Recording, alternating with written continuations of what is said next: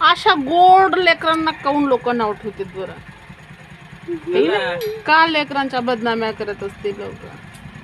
मोठ्याच्या भांडणामध्ये का लेकरांना घ्यायचं नसतंय, पण आमच्याकडं सुद्धा का कुत्र्या मांजराहून लेकराहून लय बोलायची सवय असते. तसंच त्या सोशल मीडियावरच्या त्या युट्यूबवर बी तसलंच आहे.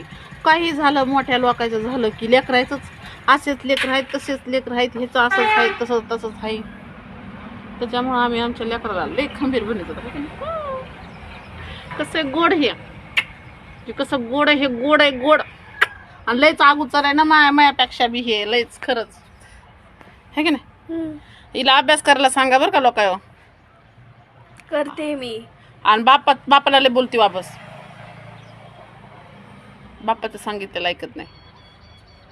ऐकायचं का नाही? ऐकायचं ना. आता बघ गोडीने बोलायला. आता गोडीनं बोलायलेत ना. होय. त्यांचं काम पडलं की गोडीनं बोलते. ऐक मागून फ्रीज नीट करून घेतले.